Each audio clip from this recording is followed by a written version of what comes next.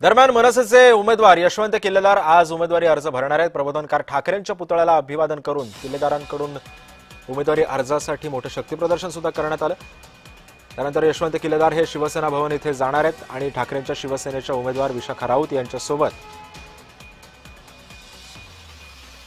शक्तीप्रदर्शन करत त्यांनी आज अर्ज सुद्धा दाखल केलेला आहे। त्यामुळे उमेदवारी अर्ज भरण्यापासूनच ठाकरे सेना आणि मनसे एकत्र शक्तीप्रदर्शन करताना पाहायला मिळाले।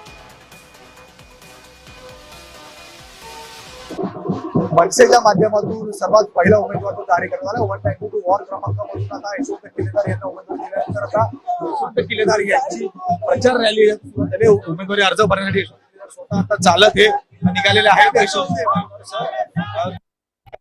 काय भावना त्यांना उमेदवारी अर्ज मग गेले 20 वर्षापूर्वी ज्या माझ्या भावना होत्या तेव्हा मी सगळ्या शिवसैनिकांबरोबर काम केलेलं आहे। मी गटप्रमुख म्हणून काम केले, रावते साहेबांचा गटप्रमुख होतो।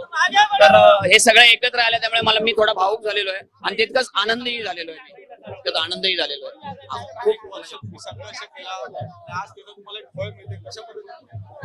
मला मी जे काही काम केलंय, मी जो काही पक्षाला वेळ दिलाय, माझ्या विभागाला वेळ दिलाय, त्याचं कुठेतरी मला राज ठाकरे साहेबांनी उमेदवारी देऊन त्याची पोचपावती दिलेली आहे आणि मला खूप खूप खूप आनंद झालेला आहे। लोकांचा प्रतिसाद फॉर्म भरतानाच तुम्ही पाहताय कसा प्रतिसाद आहे। आजूबाजूला लोक समोरून हात दाखवतायत, सगळं होत आहे। त्यामुळे लोकप्रतिसाद नक्कीच चांगला आहे, कारण मी नेहमी जनतेत वावरणारा मुलगा आहे आणि मला त्याची पोचपावती लोक देतील।